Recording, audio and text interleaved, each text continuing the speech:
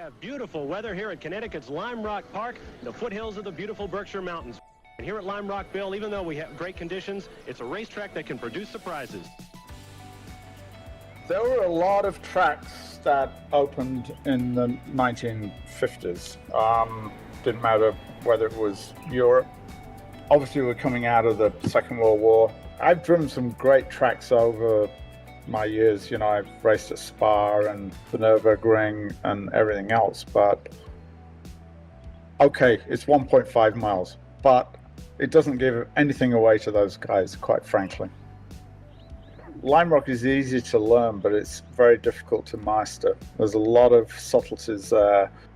Big Bend, which is relatively flat, you know, that's a turn that you have to really, really hustle. Come out of that and you go into the left-hand, the slowest turn on the track. Then you get to the big challenge, which is the uphill. To go fast in there, you do something that you're taught all of your life not to do, is you turn in early. But you have to trust the fact that when you turn in early, the hill is going to catch you. It's West Bend, it's pretty conventional. And then you go to the downhill or diving turn. A great instructor, Terry Lear, would have always used to say down there, is like, son, you lift in the downhill, 365 days from today, you'll still be dead. I continue to be fascinated and challenged and everything. Lime Rock has endured the test of time, but it's a leap in faith.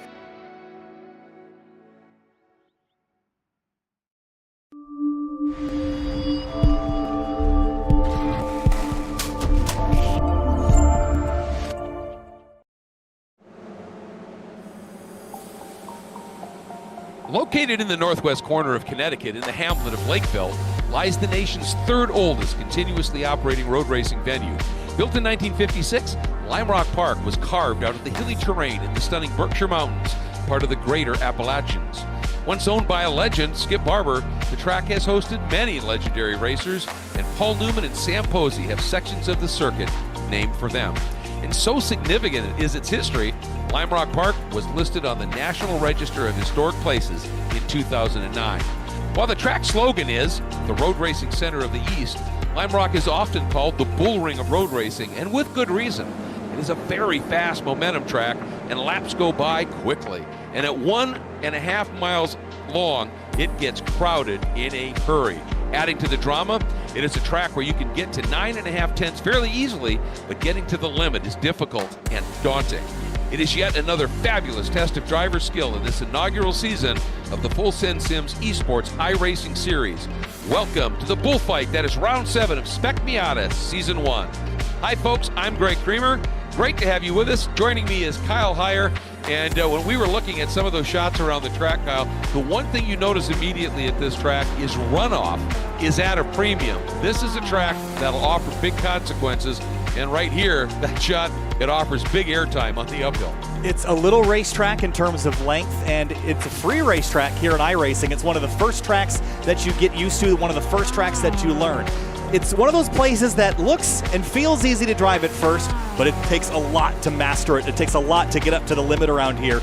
It's very, very fast. You get really close to the walls, and as you mentioned, Greg, not a lot of runoff to play with here. So at places, it can be really scary to really get up to the limit. But tonight, 2 25-minute races with these NC MX-5s qualifying underway. This is one of my favorite racetracks in the country.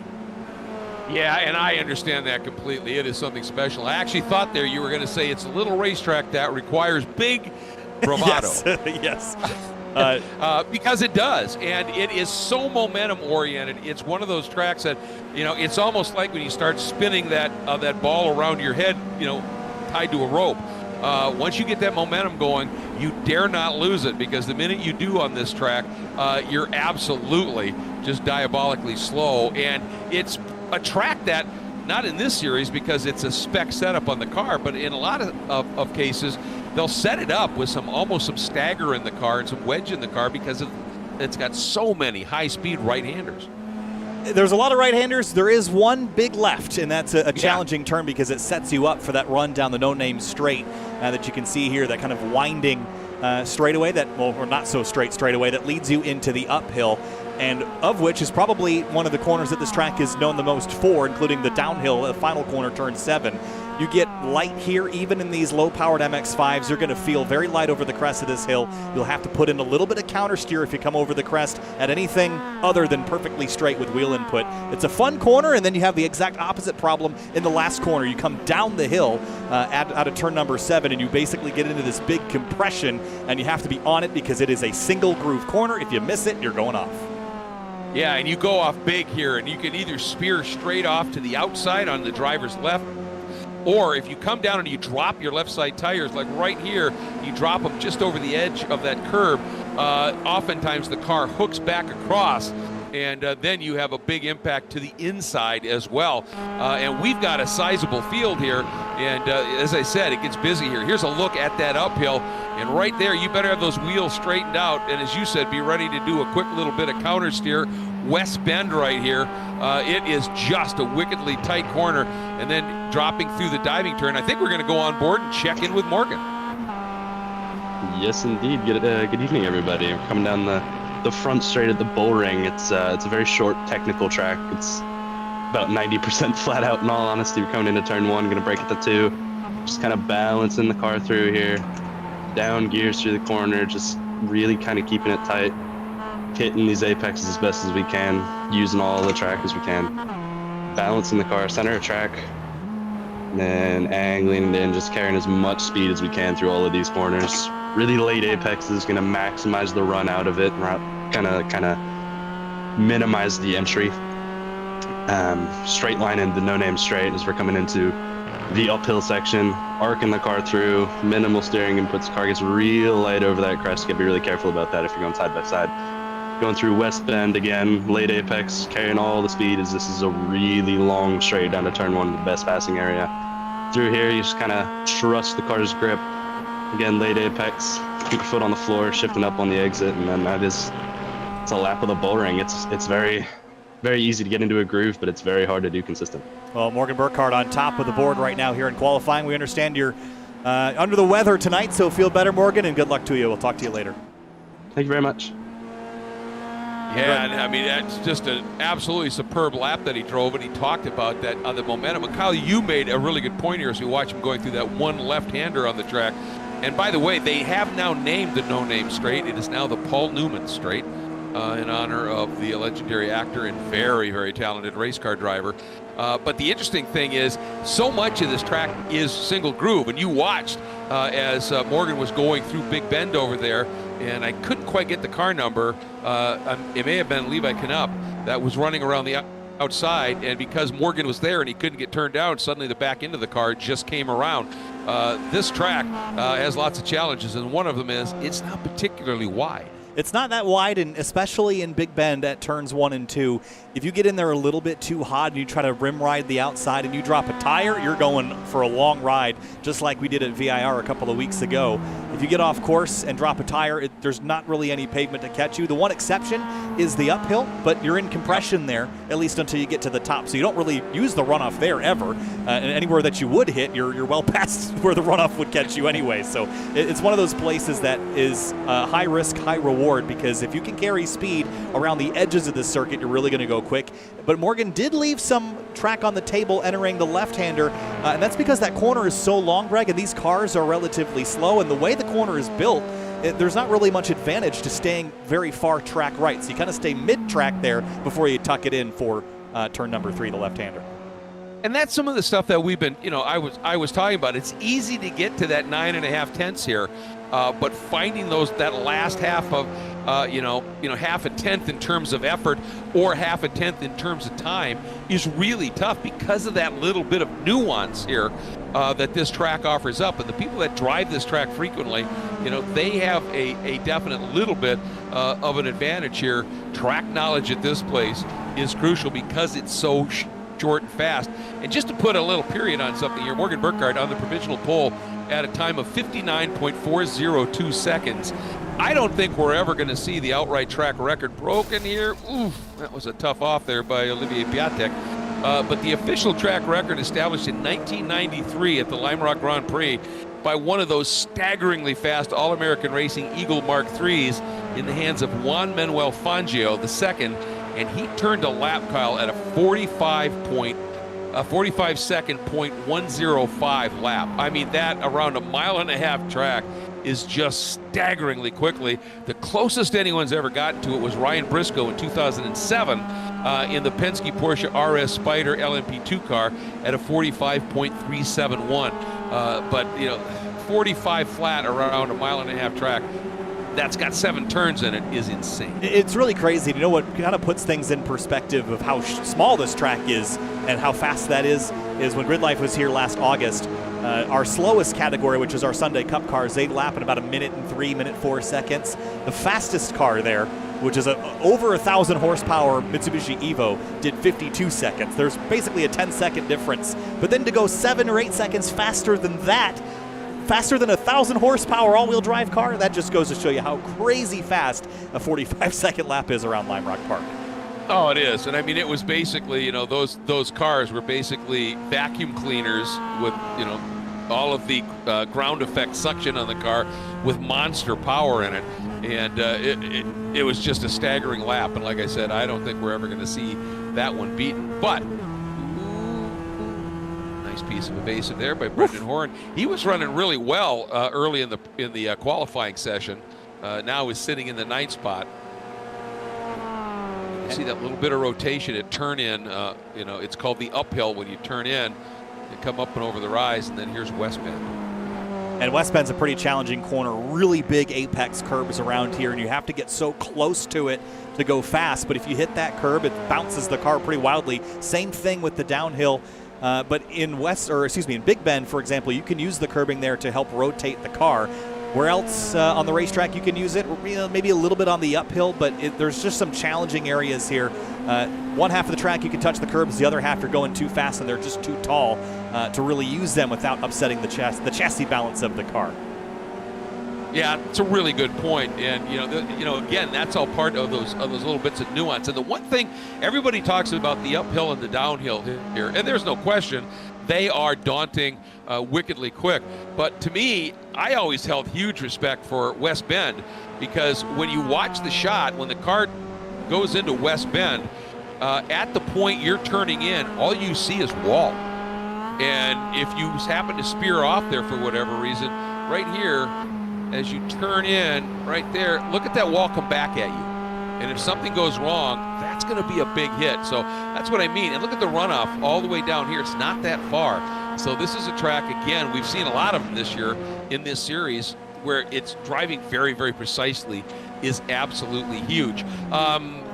Might be a good time here, Kyle, to take a look at the points as well, because we've had one guy that has been storming up the order just a little bit. It's still Burkhardt with that big lead, and then Beans, Ben Forster sitting second, but Caleb Patry has moved up. I think it's 3 spots from last week, but that battle from 3rd to, 8th? Incredibly close. Yeah, just about 13 points between 3rd and 8th place. Skip Rock Jr. at 131 points. Caleb Patry with 144. I think Patry actually moved up 5 spots. I think he was 8th. Last week, so he really had charged up the order, and he still has a shot to catch Beans Forster here in the next couple of weeks. We've got this round and then one more at Watkins Glen next week for the season finale, so he's still got time to get to Forster. Burkhardt has definitely run away with it, but that battle really from 2nd on down to 8th, there still is potential for drivers to move around and gain enough points to eclipse even Forster there in P2. So lots to watch tonight, especially between Patry, Rice-Budo, Butler, Gill, Horn, and Skip Rock Jr.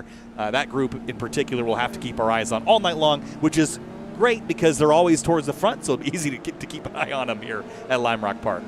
Yeah, absolutely. And the thing that's really kind of fascinating to me is you talked about Beans Forster sitting there in the 2nd spot. Keep in mind that Beans is one of the instructors, so he is not eligible for any of the hardware prizes. He'll get a trophy if he finishes in the top 3, but as an instructor, he's not eligible for any of the hardware prizes. So right now, I mean, you would have to think that Morgan Burkhardt is going to end up picking up that direct drive wheelbase. but the second place finisher in the points gets a set of load cell pedals. Third place gets a choice of either an H-pattern or sequential H-pattern sequential shifter, or a 2-year iRacing paid subscription. And when you look at it, as you said, how close it is up to Beans Forrester, so second back into 8th spot is all still sort of up in the air just a little bit, and those hardware prizes are still on the line, Kyle. So there's lots for these guys to shoot for yet. Prizes on the line makes people get a little bit more desperate as we head into the last couple rounds, and you see that position, you see the door open, you're going to try to go for it. And this is really an interesting racetrack, Greg, because there's really one good passing opportunity at the end of the Sam Posey straight down here into turn 1. Everywhere else is kind of follow the leader. You're setting up for a pass, but Watkins Glen next week, where our season finale is, that's one of the fastest tracks we're going to go to. There have been other tracks we've gone to that are quick, VIR for example last week, but at the Glen, there's not really any place that you ever really slow down, so it opens up a lot of passing opportunities, and next week I would put as one of the wild cards on the season calendar.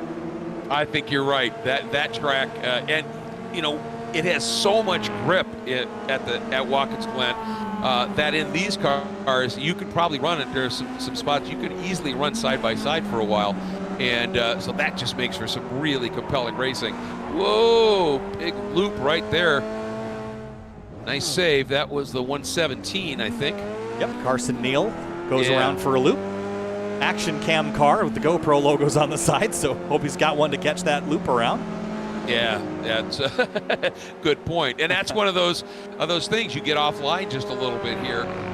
You know, it's such a one-line track in many spots that you've got to really be on your game and have everything dialed in. And currently it's Burkhardt up top.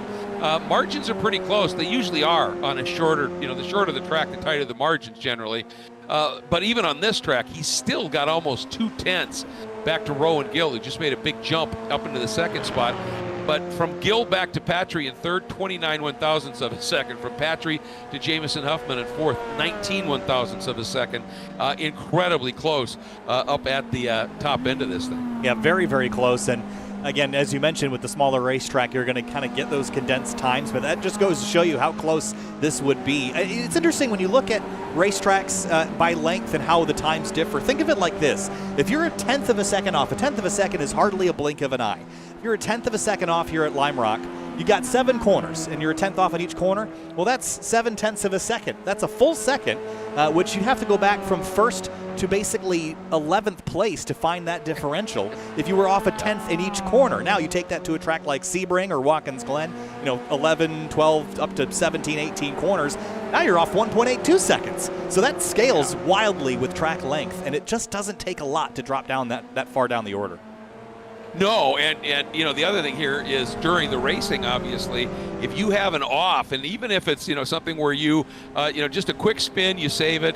Boy, I'll tell you, Enrique Tamayo there, that was one heck of a save, because that could have easily ended up into that guardrail, Kyle. Yeah, he was going for a wild ride. You'll see a lot of that out of the final corner here. This is one of those turns that you know that the front straightaway and into the turn, the first corner, is really your main passing opportunity. So if you feel like you just got to keep your foot in it and put it through the firewall, you're going to do it and just drive through it. You know there's no pavement out there, but you're going to just try to take every advantage you can get. And sometimes drivers will commit to throttle a smidge too early, and they'll just ride out the grass and try to carry the speed the best they can.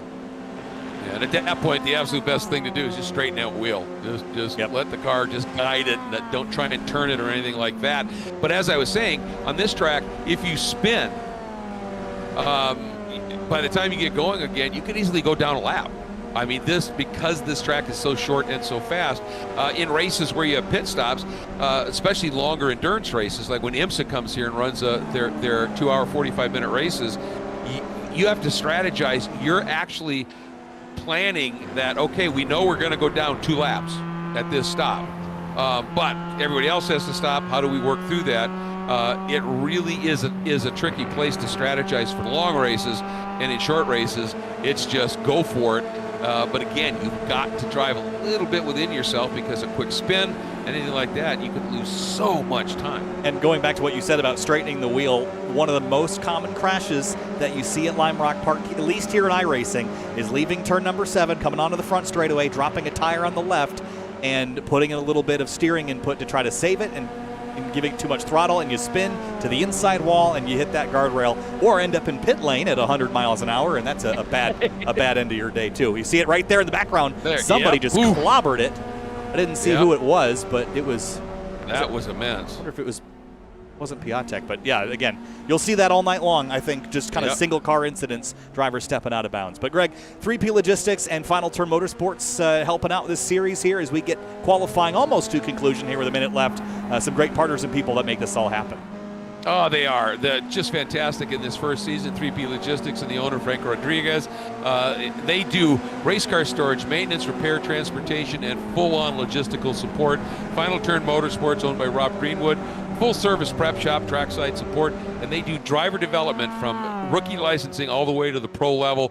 And, of course, we cannot go without saying a massive thank you to the folks at Full Send Sims and owner Court Schmidt, who have come up with the idea for this series, the title sponsor, and also offer amazing full send simulators that are just fantastic. I had the chance to drive one over at Court Shop. They are pretty special as well, and obviously Full Send Sims, the reason that we are here. So a huge shout out to them. And right now it continues to be Morgan Burkhardt as we are closing in with the checkered flag having just come out, and Burkhardt with Rowan Gill. Those two guys have been right at the sharp end, but I'll tell you, Caleb Patry has been impressive. And a couple of newbies, in a sense, Jamison Huffman and Olivier Piatek, they continue to impress here. Josh Soto up into 7th, right behind Beans Forrester. Nicholas Rice-Puto and Brendan Horn rounding out the top 10.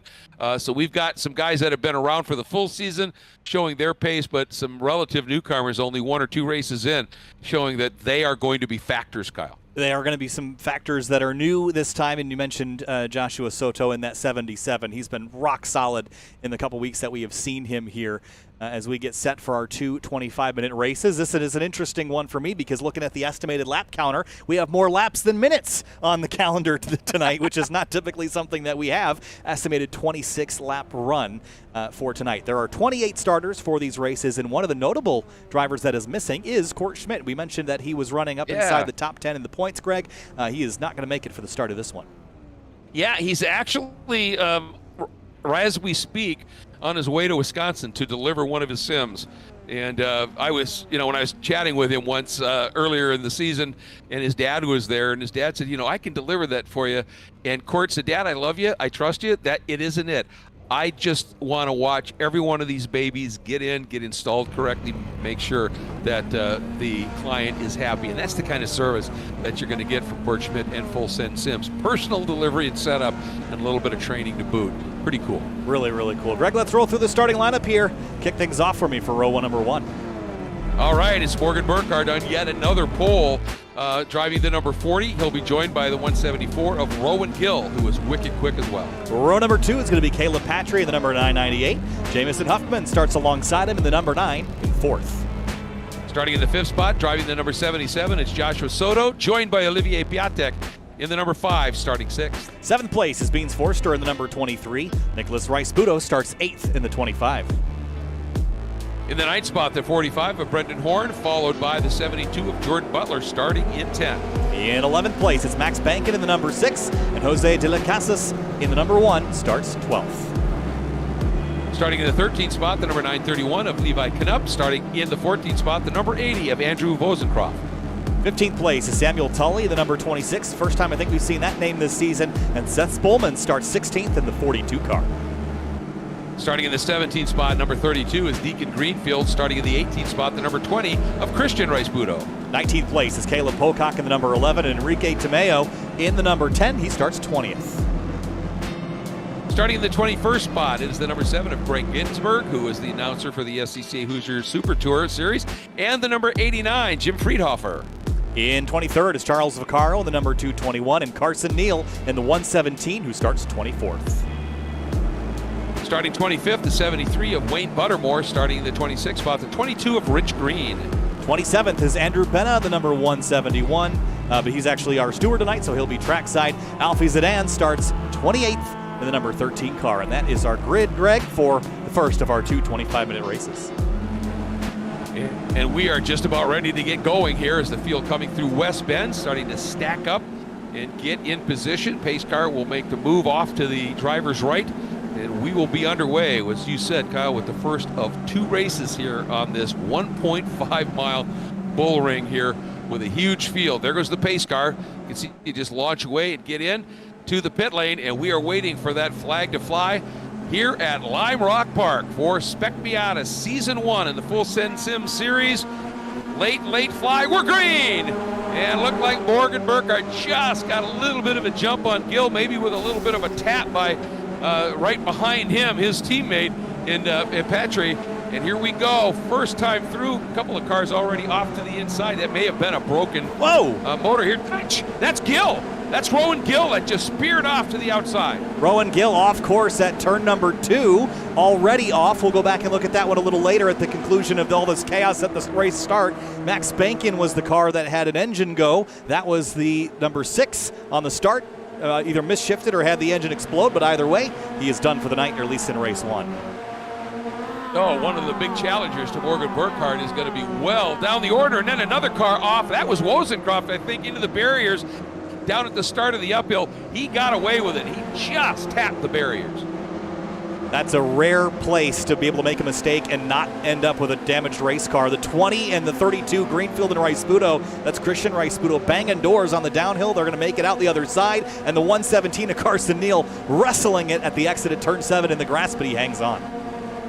Well, we knew this was going to get furious fast, didn't we? And it has certainly lived up to the billing here and having a really good run. Jamison Huffman, really impressive here, sitting now in that 3rd spot with Soto, who, remember, started in the 7th spot, has jumped up into the top 4 already. Let's go back and have a look at what happened to Rowan Gill. We're going to have to step back a little bit farther than that, but he's on the outside here of Caleb Patry at Big Bend, and then right here at the apex, just not quite enough space there for the 998 there, Greg. I think that was a bit of a pinch by the 174. I think it was. I think it was. There was nowhere. I mean, Patry was up on the curb. He was there. He is, established, and I just don't think Burkhardt realized it. And here was the moment for Wozencroft, and that looked like it just happened by himself, and that was a bigger hit than I thought. Yeah, he did get some help from a car on the inside there, but whoa, there's cars tumbling at the downhill. Caleb Pocock is one of them. Huge incident, I'll say. What happened there? Yeah. I have to take a look. That was... He was already stopped and got hit by Carson Neal. Yeah. But he was off at West Bend here, Greg. It spins to the inside, hits that wall, then is just broadside. And the 117 over the crest couldn't see it, and just a huge accident. I think that's one of the biggest races I've seen, or crashes I've seen in sim racing. Watch this. I mean, there's nowhere. He comes up the inside, thinks, I've got this, and then bang, suddenly there's a car there. Oh, man. Wow. Oh, that is hard to watch. Yeah, it really is. And I think Pocock, obviously, he had that other driver that had run wide, and so he was trying to pinch things a little bit and just got past that slip angle point, and the car rotated around on him. And right now, Josh Soto is in full attack mode on Jamison Huffman and is going to try and make the move around the outside. He flowed more speed as Huffman protected at the exit of the diving turn, and that's that momentum thing. And now he's trapped a bit on the outside. And is that Piatek coming up the inside? That was Forster, yep. Yeah. Tried to do the 77 of Soto, tried to do the crossover there, but Beans had the nose inside, so he wasn't able to get his 77 car there. And there was a 3-car race behind between the 23, the 5 of Piatek and Brendan Horn, and they have caught this group of 2 battling for 3rd, and now it's a 5 or 6 horse race for 3rd place. And that side-by-side, a little bit of running, and that's how quick it happens here down that front straight. Look at the gap that's now opened up, and it is immediately a sizable one, over a second from Patry back to Huffman right now. And this is going to be where Soto is trying to set up the pass. Big curb jump there through turn 7 and gets this great run, but what is he going to do with it? Huffman goes defensive, and Soto's going to try. No, he tucks in line again. I thought he'd go to the left and do what he did the previous lap, but he's going to sit behind the 9 for now. Well, I think he now is looking up front and seeing that huge gap as the top 2, Burkhardt and Patry, start to sneak away just a little bit. And I think you realize if I try and force this issue again, we're just going to lose more time to them. So keep it in line here. And another incident down at the bottom of the diving turn. Christian Rice-Sputo here. He's going to go off course, and collects the 32 at Greenfield and then hard into the Armco. Yeah, that car just started dancing on him, and he had nowhere he could spin because Greenfield was right there, and that's what forced him into the barriers. But here we go again, side by side, everybody stacking up behind him. Oh, really aggressive move to the inside there by Beans Forster. And actually, that cost him big time. Look at the gap now. That second and third, Huffman and Soto have built up over Forster, Piatek, and Horn, and the rest of the group. I almost wonder if Forster got hit from behind. The car jerked to the right so violently into West Bend. I don't think it was a passing attempt, but Huffman and Soto went side by side in the uphill, and I think it kind of bottled everybody up. Forster got the boot into turn 6, and then kind of caused that stack up that lost them some time to those ahead. Look at this lap car here in the midst of this, Greg. Oh, man. And that would explain it, because Forster's not prone to that kind of an error, obviously. Just that kind of a straight line to the apex. But that's the thing here. Once again, on a 1.5 mile track, you're going to get into traffic way faster than you do at any other track, and that's going to drastically affect your race, no question about it. And you've got to be a master of reading traffic here to try and use it to any kind of advantage you might have. Nicholas Rice-Budo just got absolutely held up by the 13 of Alfie Zidane, who was just trying to stay out of the way, but there's nowhere to escape. There's nowhere to go. Look at everybody off course at turn 6. They're all dropping tires in the grass. Yeah, it's the old you can't hit the disappear button. It doesn't exist. And so, the best thing you can do, obviously, is drive your line as these two continuing to do their thing. But once again, I'm not too sure that we're going to see Soto really attacking on Huffman. And look at Forrester close up there, because those two guys were off the prime line heading into Big Bend. And they had a bit of a margin built up, and it absolutely disappeared. And all of these hijinks, look at the gap up front now. It's about 3 seconds that Burkhardt and Patry have back to Huffman and the rest of this great battle. They're just checking out while they can, and 3.5 seconds is really challenging to catch. But with lap traffic, and there will be lots of that tonight, nothing's impossible here. They continue to chase each other up the uphill, though. Huffman on serious defense, trying to keep the 77 behind him. Yeah, I don't think there's any question right now that if Soto was able to get through, he would probably be able to clear off a little bit. And for Huffman, if they have any designs on really solidifying this, it might be the smart move to let for Huffman to let Soto go through and then tuck in behind him and just follow him here. And again, here we go. They jump out running side by side. Ooh, that was a little bit of a touch right there. Look at Forster. Big opportunistic move down to the inside of Huffman. Yeah, that's, the hunter becomes the hunted there as the 77 swung out left. Forster was there to take advantage of it, but in the left-hander here, they're going to go side by side, and if Forster can stay to the right here at turn 4, he might be able to get the run up to the uphill, but he can't. Piatek gives him a shot, though, in the rear bumper. Yeah, a little bit of a touch there, and you got that big wiggle as well for Soto up in front of Beans. There was a little contact between those two, but Beans not giving up on it yet. It's got the inside through the climbing turn, now into West Bend, and this is going to be sketchy for Josh Soto, because with Beans down there, can Soto hang on to the line? And he runs a little bit wide, and there's somebody that's dropped their tires off up in front. Is it an off or just a tire drop? I'll tell you, that gets your attention when you're coming up. You haven't dropped into the downhill turn yet, Kyle, and you see that puff of smoke, but you can't see why. And that gets the heart rate going. Oh, honkingly huge hit there for the 72 of Jordan Butler. Yeah, that was an absolutely massive hit there, leaving the uphill. Just got light. Car swung around to the left, or to the right rather, and that's it for him, at least in this race. The leaders checking out. How about Seth Spolman and Greg Ginsburg? Ginsburg was inches away from dropping tires at Big Bend, which would have been the end of the day, but he managed to keep it on course. Jose de la Casa's dropping spots, and he might have some damage or something, because that car is very slow. Yeah, he was just getting out of everybody's way, so you have to suspect that something happened there. And that's a real blow for Jordan Butler, because he was one of those guys that was in that points battle from second back to eighth that had opportunity here, and that's going to hurt him big time. So with 15 minutes to go, that battle for third has sort of fizzled for now as Huffman tries to put some distance on Soto. Look at Piatek dropping a tire at turn 7. Gets it back in line, but now they're kind of recharging this battle. Here comes Rice-Budo with a big move to the inside.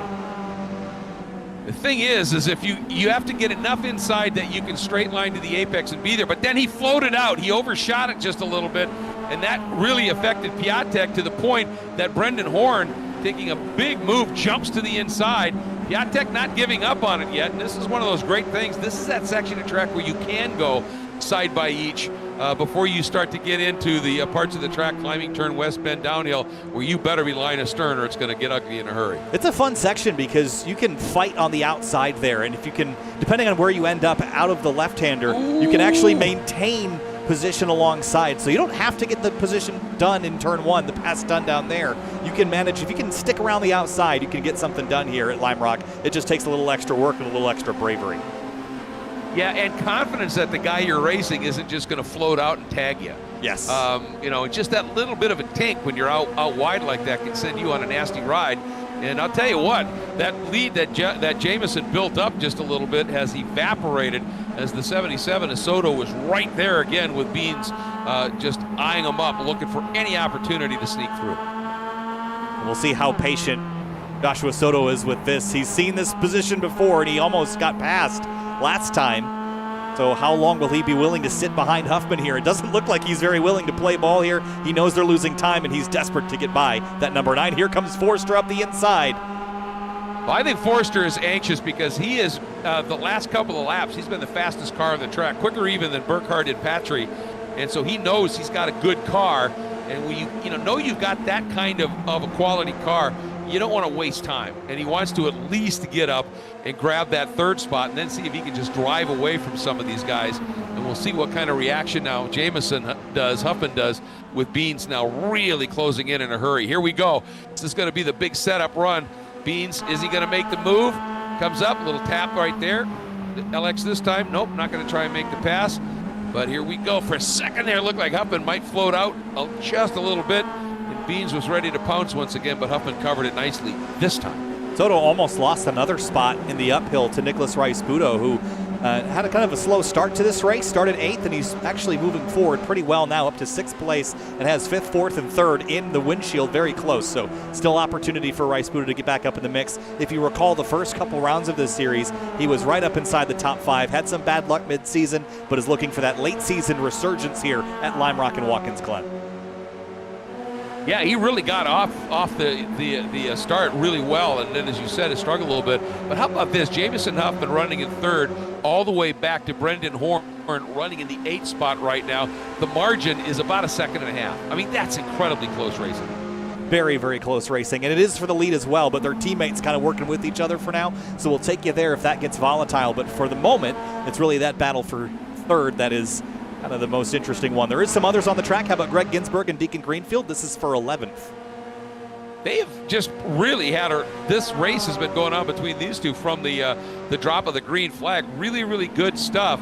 And you know what impresses me here is Ginsburg is really doing a nice job in that number 7 there, the Oreo car, up against the guy Deacon Greenfield, who I'm guessing probably has a bit more sim experience. And it's nice to see Ginsburg doing such a solid job here. Hey, Ginsburg does a lot of league racing, but I think you're right. I think Greenfield probably does it more consistently, but Greg always kind of starts near the rear and just drives through the field, and it's always fun to watch.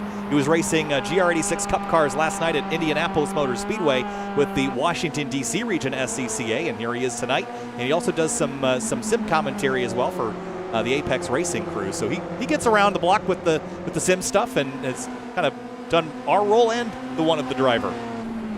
Well, congratulations to him for that. And as we're talking about it, we watch him build up a little bit of a margin. And whatever was the problem for Jose de las Casas, he's rectified it because he has rapidly closed right back in on the back of these guys. And he has brought the 221 of Charles Vaccaro right with him. If I recall, Charles started pretty deep in the field, 23rd. Yeah. He's up a handful of spots as well. Making good progress as we approach 10 minutes to go. And battle for 3rd is heating up again. This time Huffman, Forster, and Soto in that order. And Rice-Budo and Piatek and Horn waiting in the wings here.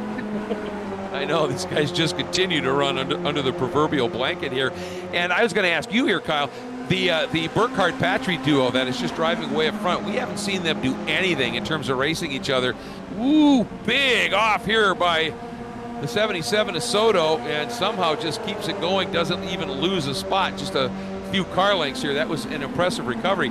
But I'm wondering if those guys up front, even though they've got, you know, really a huge lead right now, I think they know that one, traffic, and two, side-by-side racing here can let people close up on you in a hurry. I think they're going to work absolutely like they have been and try and open that margin up as much as possible until the last 5 minutes. Oh, I'd agree. Then I think that's when it's going to go. I mean, we're just past halfway, but if you think about it, they got the 7-second lead in half the time of the race. There's still half the time of the race left. So if they start to race, they certainly could lose that time back, especially if they tangle with each other. I think they're going to go until maybe lap 20. There's about 25 laps in this race, so maybe about lap 20, 22 before they really start to put the hammer down. Wow, look at Huffman off course. Wow, those guys are just absolutely, they're not at 10/10ths, they're at 11/10ths right now. They are pushing the envelope about as far as it can be pushed, and it sure is fun to watch. But look at that, Huffman, Forster, Soto right now. You just can't see the cars even behind them. They're so close. The proximity factor is just off the charts here. And like I said, I think at the exit of the downhill, if you feel like you're going to go off course, you just have to keep your foot in it. If you lift, you're going to lose spots. So we saw the 77 go off track, but I guarantee you he never lifted off the throttle. He was just driving that thing all the way through it so that he wouldn't lose any positions. It's so hard to make up spots and very easy to lose them. Oh, yeah. And, the lift in the downhill creates the classic TTO, right? Trailing throttle oversteer. As the nose gets the weight, and if you got the wheels still turned a bit, you're going around. It's just that simple because all the weight goes to the nose in a big hurry. So you're right. Once you commit to the downhill, you just got to keep your foot in it, whatever happens. And if you sense I'm going off track, just straighten that wheel as fast as you can. And here we go. Big move down to the inside by Soto, taking a look at Forster. See if he gets it done here. Well, he realizes maybe not here. And Forster got into the turn so quick, he ran a little bit wide. Soto does make the move up and inside. Is Forster going to be able to come back at him here as they head into the lone left-hander? He does. Maybe a little bit of help there by Rice Pudo, just helping push him along a little bit. Look at this. They're still side by side. Forster using the outside line onto the Paul Newman straight. And does he get it done? Not yet, Kyle. And look at what happens when they run side by side. Huffman puts more gaps on him, but Forster keeps fourth for now. And every time we do that, we see them drop 5-10 car lengths off of the driver they're chasing. So for Soto, he's got to really just commit and get the job done. You might have to get a little sendy to get it done, but Greg, 7 minutes to go. You got points on the line. You're trying to make up spots. You got to be a little bbit aggressive, but you have to do that without getting any contact as Piatek wiggling and wobbling out of turn 7. Yeah, it's just, as we keep beating this horse to death, but it is momentum. This track is probably the biggest momentum track, that you run on. These cars, there's a couple other tracks. The Glen certainly will be, as you pointed out. But this track, it is all about momentum, and it's incredible. I'll tell you what, impressed here, Rowan Gill, who had that off, went all the way to the back of the field, back up to 14th. So a lot farther back than he would like to be after having started second, but still a great recovery drive to try and get something in terms of points in this first race and then be able to get after it again. And let's not forget, the farther up he moves in this race, the farther up he starts in the second of the two races. Race 2 will be fun to watch, starting midfield and having to move through it. Come out of turn 6. 117, a Carson Neal goes a lap down as everybody tries to scoot on by in turn 7. That's going to get dicey there, and Rice Pudo has to go defensive on Piatek, and Horn's got a big run. Yeah, and this is just the nature of it. When you catch traffic and you breathe out of it just a little bit, you can see what happens. These two guys, Rice Pudo and Piatek, are just doing everything they can to try and get through, but at that one moment, they had Rice Pudo had to breathe it just a little bit, and suddenly has lost complete touch with Huffman, Forster, and Soto. 6 minutes to go, and the battle for the lead remains between Burkhardt and Patry, the Delta Sport teammates. It's 4/10 between them, and then 10 seconds behind that is this kind of 6-7 car battle for third place between Huffman, Forster, Soto, and Moore. No other battles on the racetrack quite as spicy as this one. It's going to get good, Greg. Under 6 minutes left. And did you see Nicholas Rice Pudo, the back end of that car, just step out coming up over the uphill climb? And one thing, he may be having tortured his tires just a little bit, but just got the angle at the turn in wrong, and so the car gets light, the back end comes around, and you've got to drive in that case preventatively, don't you? You've got to anticipate. One of the most fun things, I think, at least watching cars come over that crest, is you can hear how light the car gets, because even cars like this will have a little bit of wheel spin, and you'll hear the revs climb as they come over the hill, bop, bop, bop, bop, right as they crest it, and it is a sound that never gets old. I could stand there at the uphill all day long. Yeah, I'll tell you what, back in the day, in the glory days, the mid-90s for Trans Am racing, with those with those 900 horsepower Trans Am cars with not enough tire, very little aero, and watching some of the best drivers on the planet. And back then, they didn't use that chicane. And there are pictures of cars coming over that with the front tires a good 2 feet off the ground. And there's a legendary photo of Paul Gentilozzi coming up over that rise in opposite lock with the back of the car off in the dirt, throwing up a rooster tail like you wouldn't believe, and he saved it. That's one of the most photogenic spots in all of motorsports in North America, maybe globally. I'd agree with that. When Grid Life went there in August, there was, photographers set up camp over there, and there's entire folders of just pictures of the same cars doing the uphill. And every time I want to look for a cool photo, I go to that folder first. It's just one of the most picturesque track locations, track corners, probably in North America. I would put that up there with most of the tracks in the world as well.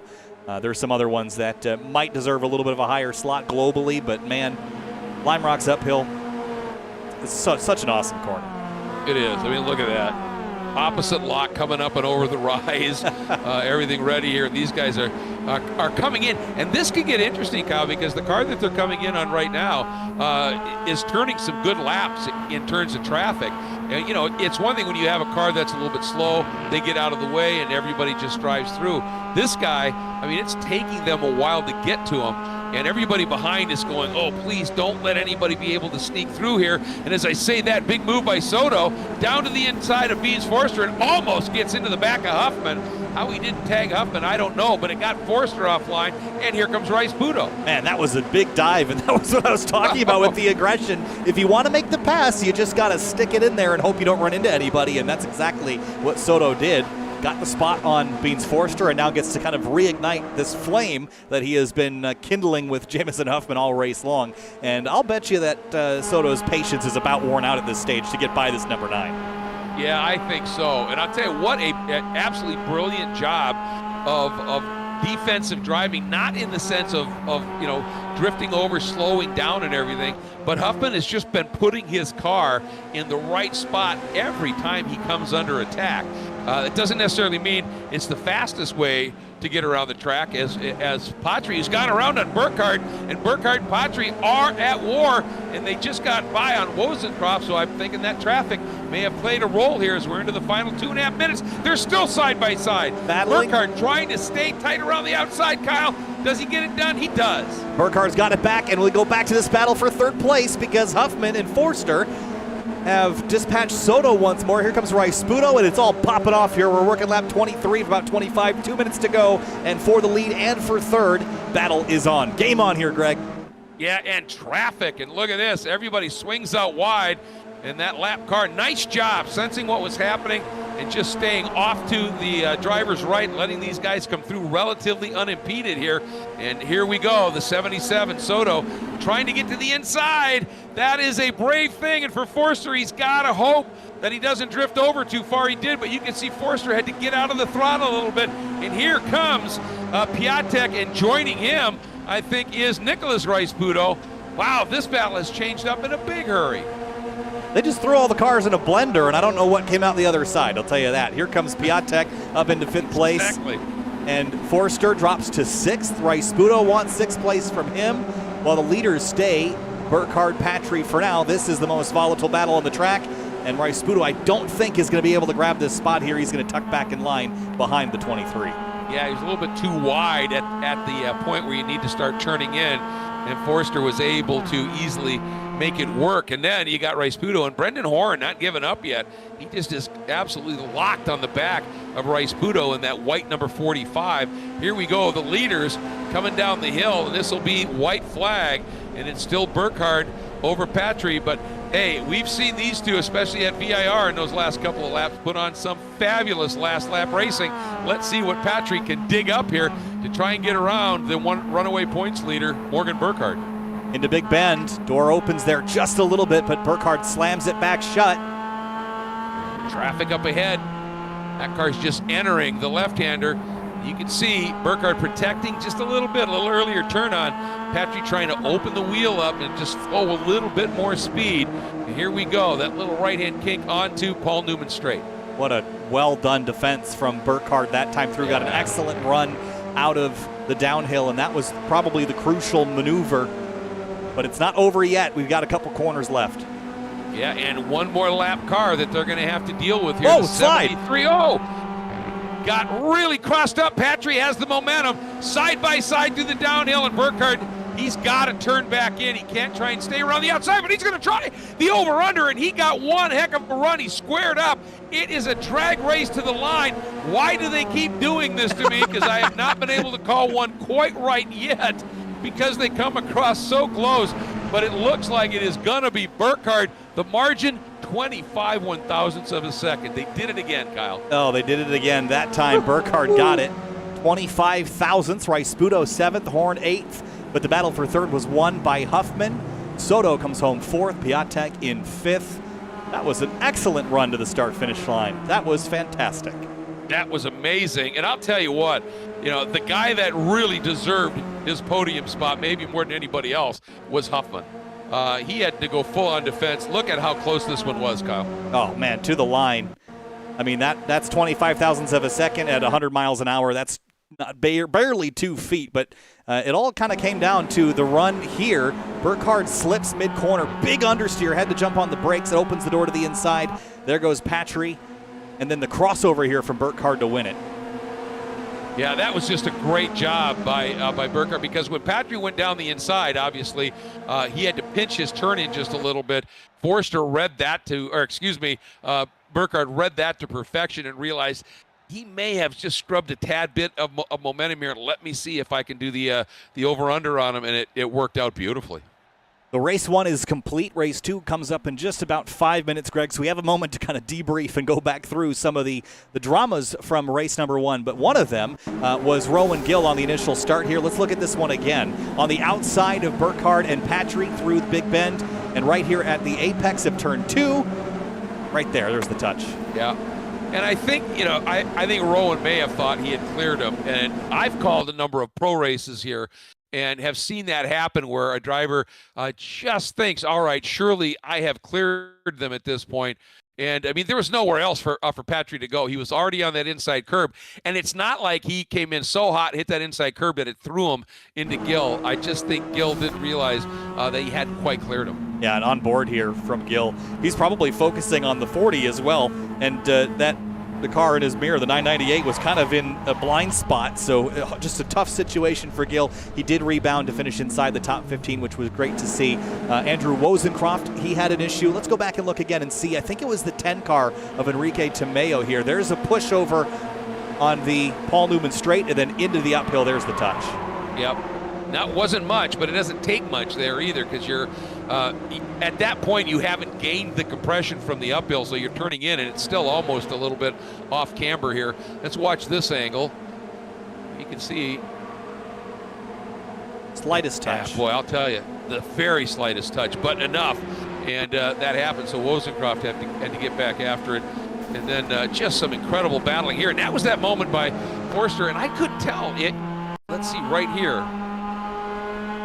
This will be the telltale here. Oh, yeah, he checks up because the 77 backed out. Yeah. Yep. And that's what caused that contact and then the subsequent stack up behind them. And then this was a really sudden and abrupt move, wasn't it? And then here's the move by Soto back into turn 1. Look at that dive. Man. And you can see right there, once he came through, he completed the pass.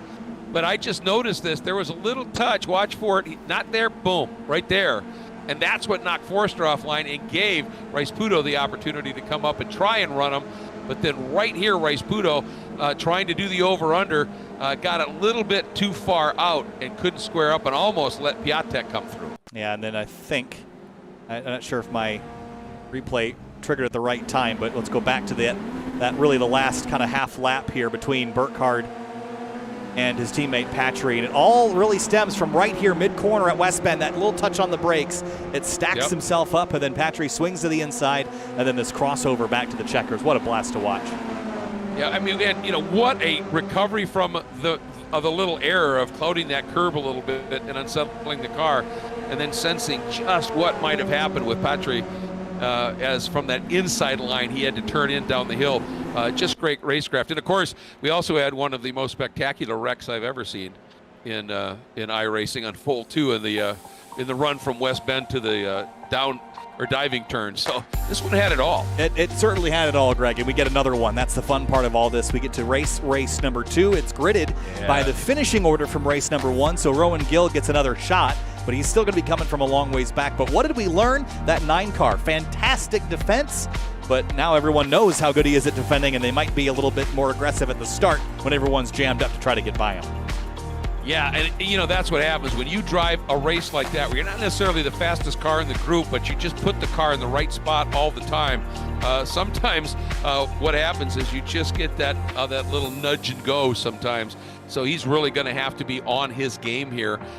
He's going to have a little bit of a target on his back. The other thing is the fast guys up in that top group of 8 or so, they just can't be, you know, dicing it out as early as they did. If they want any shot at something better than third on the podium here, they've got to stay closer later into this one. Especially when they get into lap traffic. You saw how chaotic it got even for the leaders. So if you can stay in touch with them, who knows what happens at the end of the race. I think the best shot you got, though, is getting ahead of them early and force them to do the chasing, because with this track, there's so much battling that happens everywhere with lap cars, lead lap cars. If you can just get the track position and get ahead, I mean, I know that sounds simple, right? Just pass them, right? Go faster. But really, I mean, at a track like this, you can really use earned position as an advantage. It's so hard to stay in behind someone when you've got people behind you that don't want to be. Exactly. And, you know, one of the things I've often thought, you know, in scientific movies, science fiction movies, you often, you know, hear like in iRobot, the 3 laws and all that kind of thing. One of the laws in motorsports is traffic giveth, then traffic will take it away. And so you've got to be prepared for that, to be sure, as we are getting ready to go here for the second race. Great look at the bull ring. Fast, short, furious, and absolutely great. Got to say one more time, a huge thank you to the folks at Full Send Sims. Remember, they build custom turnkey racing simulators that apply with both real-world racing and sim training in mind, and they do an incredible job. And if you're at a racetrack, for instance, at a Hoosier Super Tour event, odds are you might just find the FSS rig, and Court told me brand new graphics coming for that rig. It's going to be spectacular, where you can actually do some sim training at the track that you're racing on if you're struggling with some spot on the track. And again, 3P Logistics, tailored trackside support, in Final Turn Motorsports, dyno tuning, Miata tranny builder, and a front-running chassis builder, partnered with the best engine builders in the Spec Miata class. So some great support, some great sponsors here that are making this season of Spec Miata racing for the Full Send Sims Esports iRacing Series possible. Been a blast. We have one more week of racing next week before we take a little bit of a short break for the off-season and kick things off again with another season. So news to come on that, I'm sure. But cars are rolling here for their lap behind the safety car, and the starting lineup is on the left-hand side of the screen. And again, this is based on the finishing order from race number 1. So Burkhardt and Patry will share that front row. Huffman inside row 2, which is not something Soto wanted to see, because he's going to start to his left. Here we go again, he's thinking. And again, right behind them, 2 very quick guys in Piatek and Forster. Although, I don't see Piatek out there. There he is. He's just lagging a little bit on the pace lap. Hey, quick reminder that Full Send Sims is now offering one-on-one instructional sessions here through iRacing. You can book it at their website, fullsendsims.com. Instructors include Morgan Burkhardt, Beans Forster, and Conrad Chachik. So you're going to want to check that out. And from time to time, Full Send Sims offers racing schools here as well, and it's free to any of the league members. And if you're struggling at a certain track or struggling with anything else, got an opportunity to do that. We'll certainly be updating you, and the note board, I'm sure, on Discord will have that as well. Lights out in the pace car. What does that Burkhardt guy know? Yeah. What's he shown us, really? Right. Oh, that's right. His trophy shelf, Greg. Yeah, that's a good point. What's his CV? Right over here, opening the door to the trophy room. It's pretty spectacular. All right, here we go. And, boy, I'm looking forward to this one. What can the guys behind do with that team duo up front of Burkhardt and Patry? Let's find out. Here they come. All right. Late green last time by. We'll see if that's the same play here. Looks like they're going to hold him in. Oh, an early green. We're green. And Patry getting a nice jump from the outside. Look at the move by Piatek. He went from fifth, and he's trying to split the leaders. This is going to be crazy. And the outside line, does Piatek make it work, or does Burkhardt make it work? Down to the inside. Wow, Patry now right there as well. A little touch there. I think that loosened up the number 9 of Huffman, but nobody able for the opportunity. And look at these leaders still going after it here.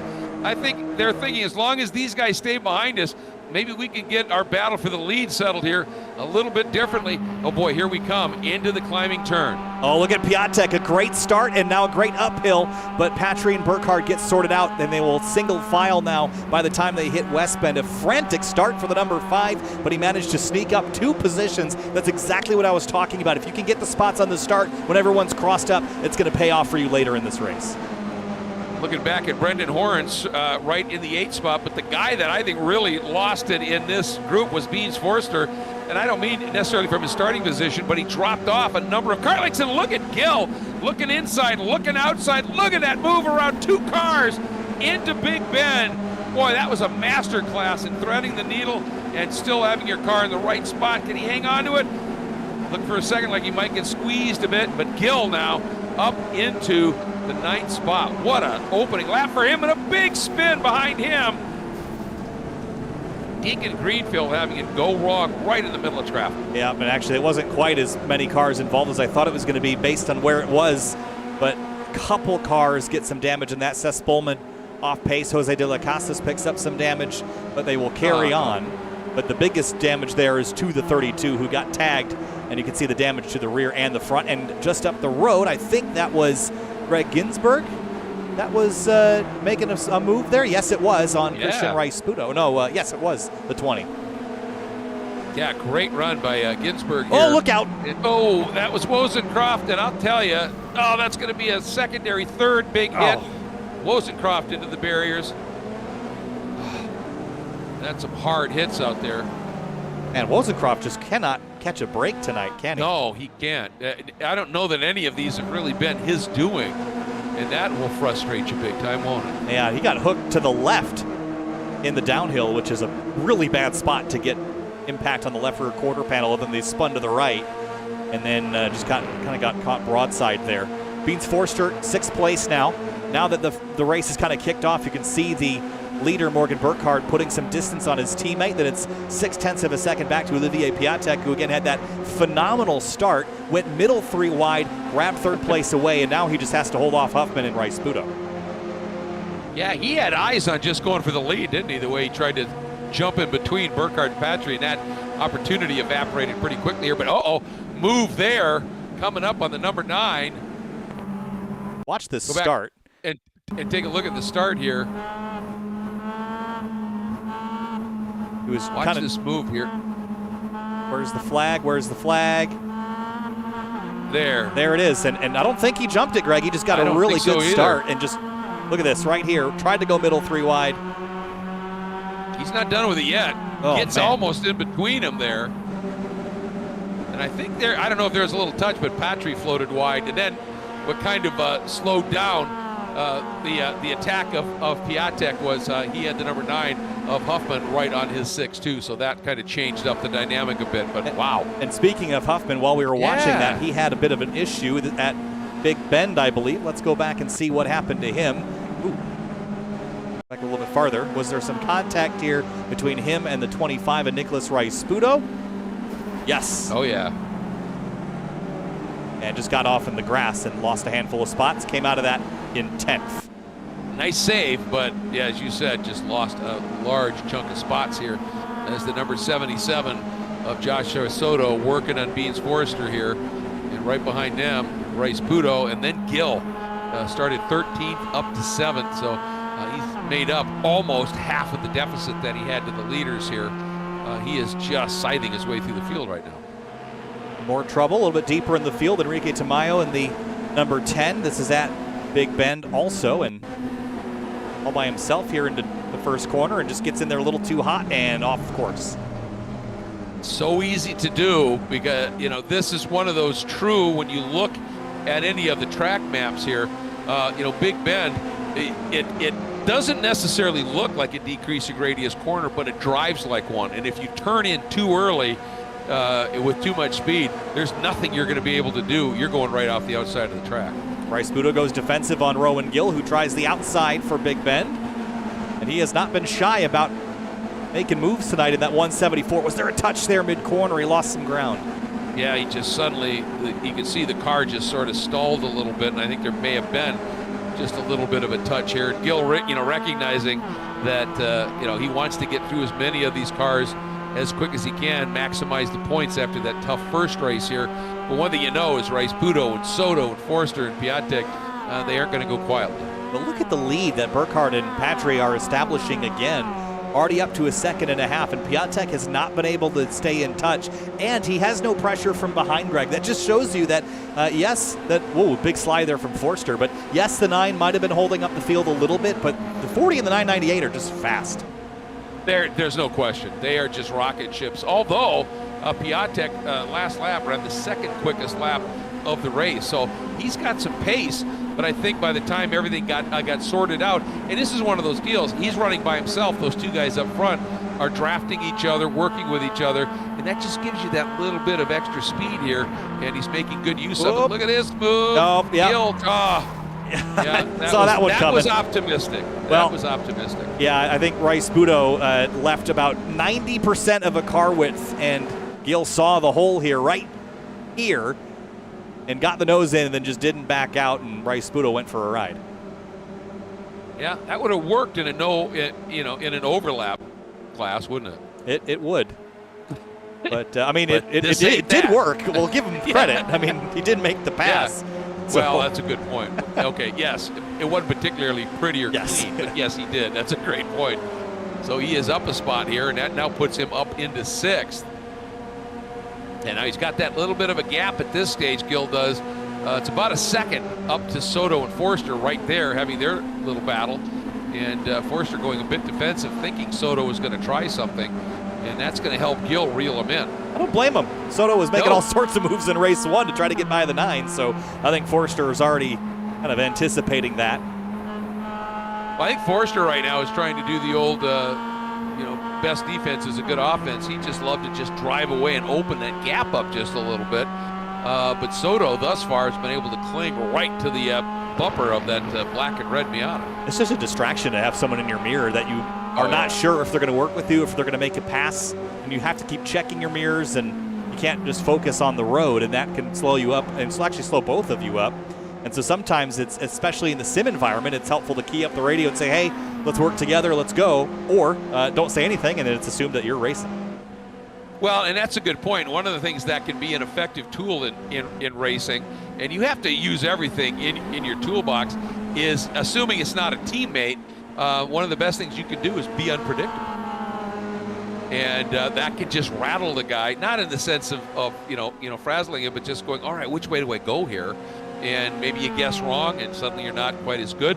Look at Greg Ginsburg, started in 11th and has solidified his hold on that, knocking on the door of a top 10. Needs one more spot. It's about 3.7 seconds ahead of him, and that's Nicholas Bryce Budo, but really on the back of the front runners at the moment. So if he gets a little bit further up the field, I think he could really be in the midst of all of this. And there's one driver in the top 10 that I don't think we've mentioned tonight, Samuel Tully, other than on the grid. Yeah. And he has just quietly been lingering. Top 10 in race 1 and currently 8th in race 2. Yeah, and his fast lap is a minute flat. So it's not like, Morgan Burkhardt is at a 59.8, essentially, 59.8 seconds, and Tully has turned a minute flat. So he's definitely got some speed, doing a really nice job here, minding his P's and Q's, that car, not a wrinkle on it, not a scratch on it, and just easing his way up. So we may have a new player in this series. E8 right now. And looking at Brennan Horn right there in 7th, not too far off in the distance. And then about 1.3 seconds clear of Horn is Rowan Gill, who's got Soto in the crosshairs, who's now got Forster right off the nose of his 77. So it just continues to be a persistent battle. It has just been on the entire time from really 3rd and 4th back to 7th or 8th all night long. Yeah, absolutely. And the interesting thing to me is the bad news for Horn and Tully is a guy named Jamison Huffman who is closing in on them in a hurry. And Jamison, you got to think, is driving with a bit of the red mist. As you can see him 4 wheels off into the downhill. Don't lift, baby. Keep your foot in it, and he is making up ground. Let's see. He is. Last lap for Tully was it's a 1:09 and a 1:07 for Huffman, a 2/10 gain that time, despite his 4 off. So he is making up ground in that super chicken number 9. Yeah, he's just flogging it right now, trying to do anything he can. He'd like being up in that top 5, I think, and he probably's thinking right now, I should be there, so at least I'm going to do whatever I can. Ooh, a problem. That's a mechanical issue of some sort there. What's going on? Christian Rice Sputo going for a ride. Yeah. Turn 1. Got to think maybe something let go. Yeah. For that car to suddenly start doing that. He might. And it wasn't like he was so far down the front straight, it wasn't like he was still recovering from, an off right at the diving turn, I wouldn't think. So very strange, but hasn't yet gotten off course. There's going to be a local yellow for turn number 1. Now here in iRacing, local yellows are nothing more than advisory. They are done on the client side, so locally on each person's computer, they can be different depending on different scenarios, because the internet's not a perfect place and you can't necessarily penalize. There are full course yellows in oval racing, and you could have them here in road racing, but I don't want a full course yellow in a 25-minute race. Let's just race. Yeah, I agree with you 100% here. And I'll tell you what, Piatek may have shot his tire rubber early with some of the charges he's been doing, because Forster, Soto, and not too far behind him is Gill, and they are coming after him. In fact, Forster going to try the outside heading into the climbing turn. That is brave. He goes way, way wide, but look at the speed he carries, and the reason was he got to the outside. Piatek, to avoid a big wreck, had to pinch his turn in, Kyle, scrubbed a little bit of speed. Forster's through Piatek, then the 77 now of Soto, and that has allowed Gill to get right to the back of this group. That was a fantastic move by Forster on the outside of the uphill. Yeah, I don't think I've seen anything like that in a while, even here in the simulator, where you can try some moves that you would never try in real life. But I haven't seen that one yet, so that's a first for me, as Piatek tries to recover from it. Rowan Gill licking his lips as he sees these 3 battling for position. Absolutely, and Forster, that was a combination of great car control and just riding that edge, and also bravery. Willing to try it around the outside, knowing that if anything, if Piatek, if that car slid just a little bit, it could have gotten in to Forster. But at that point, it's like, yeah, I'm going for the front. It doesn't really matter. Climbing up the hill again, past halfway now, lap 13 of 25, 12 minutes remaining. And the leaders, Burkhardt and Patry, have again established a 5.3 second advantage over Beans Forster, who runs 3rd, but it is still hotly contested back here. And Jose de la Casas and Enrique Tamayo were battling. Jamison Huffman did pull off track. I didn't see what for. Caleb Patry. What happened to Caleb Patry? He's in pit lane and destroyed. Oh my goodness, yeah, look at the wrinkles on that car. Oh, turn 1, what? No, this is at Big Ben, or sorry, Yeah. Nope, this is going to be at turn 7, I think. Right here, he's going to grab the tire in the grass. Oh, look at that. Oh, he almost had it gathered up, Greg, and then pow into the tire wall. Oh my. So, that obviously Burkhardt now has himself, as we watch this one again, there you can see the wiggle, and at this point you're just a passenger. Yeah, just all comes down to the way that he entered the downhill, or really, he was almost, he was turning in at that stage, but right here, watch the left rear tire right there, picks up the grass, and it went, he almost had it saved here, and then it just shoots straight, and he tried to slow it down, but there was no stopping it. Yeah, you can see he was on the brakes, especially when it was pretty savvy. Was on the brakes hard when he got to the tarmac and everything, and now he leaves with a big burnout. Obviously pretty annoyed, I would think. But Yeah, he'd been having an absolutely fabulous run. And look at this. This is what we're talking about. You know, he's down a lap at least now already. So just blends in and is going to try and do the best that he can behind this battle of Forster now for second, with Piatek sitting third, Soto fourth, Gill in the sixth spot, and not that far back is Horn, and then Tully just a little bit farther back at this stage. All right, so that was a freebie for the points for Forster and Piatek and all these drivers up here at the front. Now they're fighting for one spot higher up the order without having to pass anybody. Everyone likes that, but I'm sure they'd love if they could run down Burkhardt, but battling this hard, I'm not sure that they're going to be able to do that in 10 minutes. But I guess we could see the same thing happen to Burkhardt. At any moment that could happen if you just place the car 3 inches off to the wrong side of the track. I was just going to say that, you know, that really talks about the precision that you have to have here at this track and in these sims as well, because they are so accurate, that grip levels when you get to that white paint, that little line of white paint, and then the grass just beyond it, and you're loaded on that back tire, things are going to happen here. And these guys are just going at it hammer and tong right now. Fabulous racing here. And the other thing that these guys, Forster, Piatek, Soto, Gill, certainly in this group, are not going to give up on is the fact that even if Burkhardt doesn't make a mistake necessarily, if he catches traffic at the wrong time or somebody does something that surprises him, he could still find himself in trouble. Look at this, 77 of Soto trying to go side by side. He saw Beans do it. He said, maybe I'm going to give it a try. Oh, way off of the track, but he's still there. But Piatek still has that inside edge going into West Bend. Again, watch this, the outside run. Soto's trying to stay with it here. They're still side by side. Gill trying to follow through on the inside, going with Piatek down to the bottom of the diving turn. They are still side by side, Cal. What a move. And Gill going to try and do the double draft, realizes he ran out of steam, tucks back in behind Piatek. What a lap. You know what's going to, oh, man, you know what's going to happen here? After this amazing lap, they can all end up in exactly the same place they were. Oh, man, that was a crazy lap. They're still side by side, by the way. I don't think the 77 spotter is called clear for about a minute. Through turn 4 now, and Gill might grab this one from the 77. Well, yeah. That was very tight. That was, working through some traffic here, but Soto not giving it up. He's going to try and stay, and look at the run he got. He actually opened it up a little bit. Both of them, the cars slide sideways in, and look at Horn coming down to the inside, almost off the track, trying to make something happen at the last minute. Goes, yeah, that's not going to work. And finally, things settle. Wow. That was spectacular. It was over a lap. That was 2 laps straight of just battling door to door. And really, I think only one guy got a spot. I think Soto, or actually, I mean, did he? I don't actually know how this all cycled out. I forgot where they were running when they started. Yeah, I think what happened is you know what I said. We did those 2 laps and we ended up with absolutely no change of position. But man, was it furious. That's so fun when you have a battle that's so fierce that I forget where everyone's running because it's just so much fun to watch them duke it out. Yeah, you know, sometimes even as announcers, you see something like that, and there's part of you that's just watching, and you get so focused in that immediate instant that things go away. And I'll tell you, Brendan Horn had an absolutely fabulous seat and view for that entire battle. That was just exceptional. And then he had that one move where he decided, well, maybe let's see here. But look at that, both of those guys sideways at the exact same moment. And there comes Horn thinking, maybe? He tried it. He wanted to do it.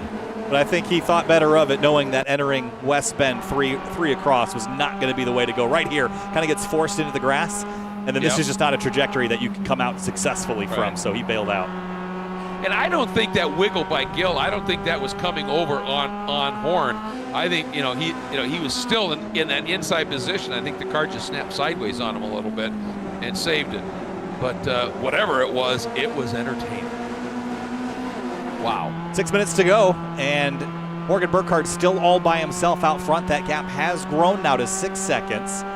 But Beans Forster and Olivier Piatek, I think there's still potential for that gap to come back down, but certainly between Piatek and Soto, that still has the potential to refire. Same for Soto and Gill and Brennan Horn, and actually Samuel Tully has begun to run this group down as well.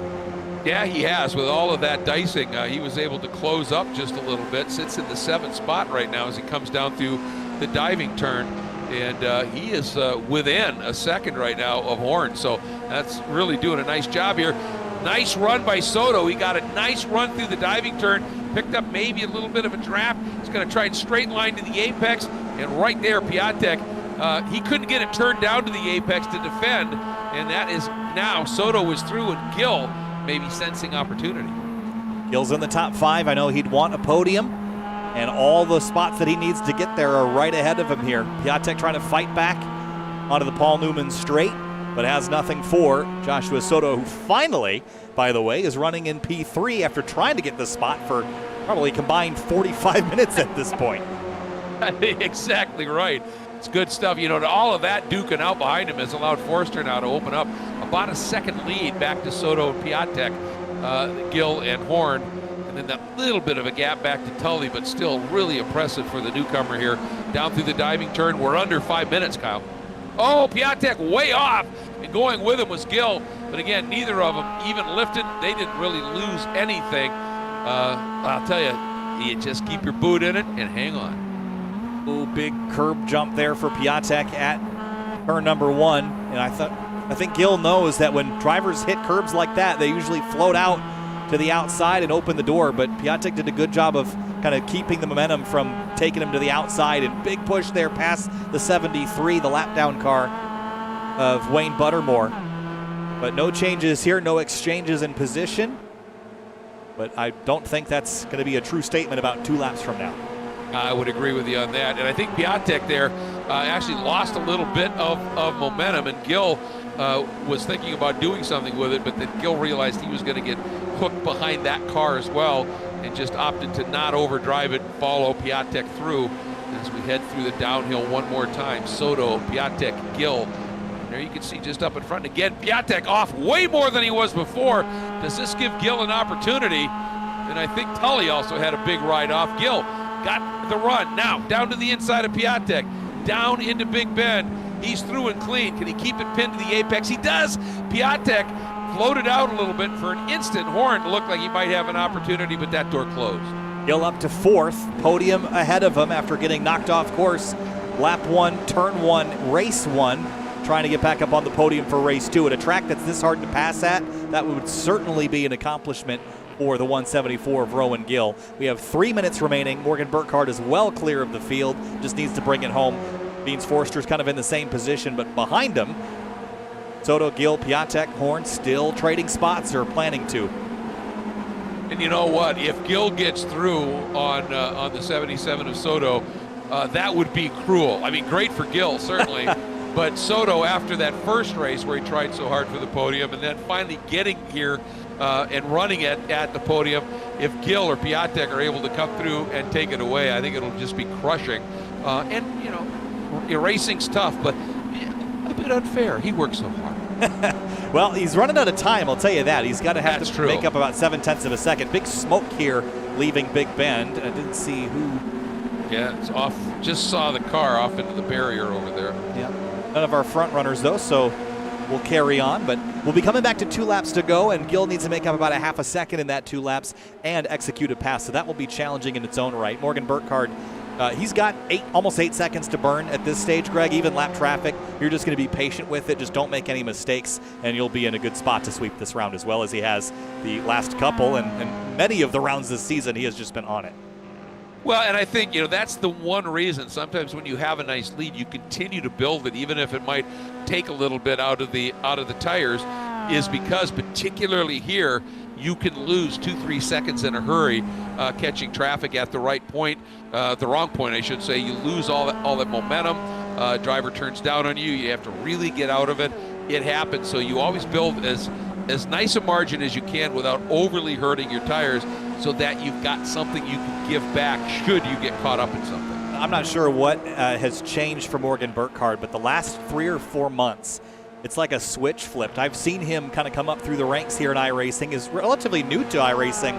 I think he got it during the pandemic, so he's new to it. And the last couple of months, something clicked, and he has just been on it. The last couple of months, last night in the GRE 6 Cup Series at the DC Region SCCA runs here in iRacing, won 2 of the 3 races there.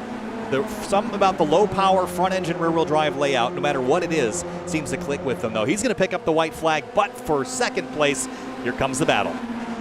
Yeah, it is a battle. And I remember as we're watching Soto here, got a nice little run, and Forster sensed it, moves over to protect just a little bit, and Soto trying to get a little toe, trying to get a little side draft as that white flag comes out. They are side by side down into one. Soto going for the pinch move, Forster having none of it. Soto trying not to lose too much distance here, running the long line around. Now he's got a little bit of overlap. Forster's not going to be able to turn in all the way to the apex, but if Forster can keep it parked on the outside, he's still got the inside run here onto Paul Newman straight. He's got to get through this last little right-hand kink. Looks like he has it covered from that angle, but as we see in reality, it's still Soto. He's got the outside again, side by side to the uphill. Soto way wide, using all the runoff. But again, Forster on that inside line had to pinch things just a little bit. Look at this. Piatek's coming up with a big head of steam. He has joined this battle. This isn't done yet. Burkhardt heading toward the checkered flag. But this battle, look at this. There goes Soto to the outside. Forster, and can Piatek come through? What's it going to be at the line? Another drag race. Look at that one. Look at that battle to the line. Absolutely insane. And it's Forster with second, Piatek third, and there goes Soto to fourth. Whew. That is another spectacular finish. This is not a place that you really think of photo finishes, Greg, either. You can label Daytona that every day of the week, but Lime Rock Park, I mean, it's a great racetrack, but you don't get three wide photo finishes all that often, even in the simulator. We got to go back and look at that for sure. Yeah, that was just crazy. And again, let's go back and look at it first of all. And this is the run to the line, but there was so much that unfolded in the build-up to it. But just there, you could see how Piatek was able to sneak through on Soto and take that last podium spot. But this side-by-side battle, this is what set it all up, Kyle. Yeah, down the Paul Newman straight here, and then the 77 trying to cling to the outside here. It forces Forster to lift as they come up over the crest. All this time, Piatek's gaining ground on these two. And then into West Bend. This is really the hard pinch point here. Not really a multi-groove corner, and they have to both slow up. Piatek gets a great run and sits on the run. He could have made a move to the inside, go 3 wide, but he thought better of it. Wait till the exit of the diving turn.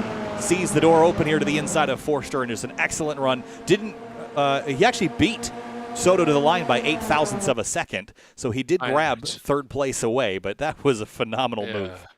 Incredibly close. And when you think about it, as they turned into the uphill turn, Piatek was about a second back.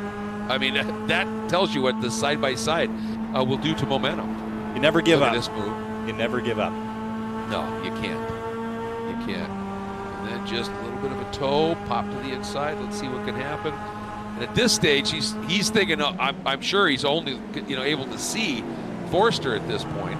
So as he comes across the line, and he's probably wondering, all right, but where was Soto? How did he come through on this? Well, Soto was fourth.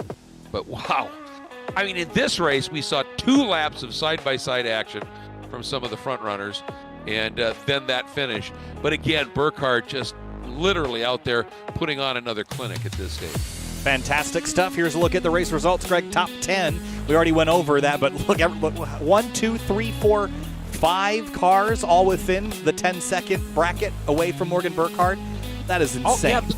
I mean, those 5 cars within 4/10. Right. I mean, that's just amazing. That's crazy. Then Samuel Tully, P7, great run for him. Nicholas Rice-Puto dropped to 8th after that contact with Rowan Gill. Greg Ginsburg, how about that? Top 10 for Greg. P9 for the 7, and then great Seth run Spillman for Greg. Wraps up the top 10.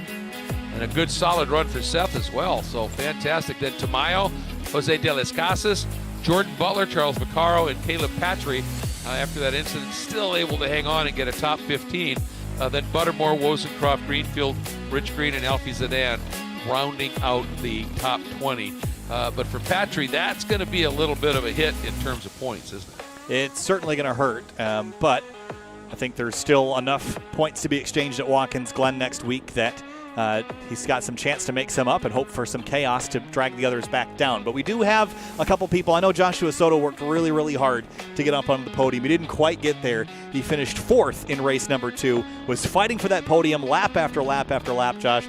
Then you get you finally get it, and then it all falls away in the run to the start-finish line in race 2. Take us through your racing tonight, battling the 9 in race 1, and then fighting up there with Beans, Olivier, and Rowan in race number 2. Oh man, it was just a challenging race all around, especially the first one. Originally the plan was, just fall in line, but I think the car ahead thought I was trying to like pass him, so we just started like a battle, and but yeah, I was just trying to get around him. I couldn't find the right opportunity to get around without crashing or something. But yeah, the first one was very challenging, and the second one coming down to the end, trying to get a run,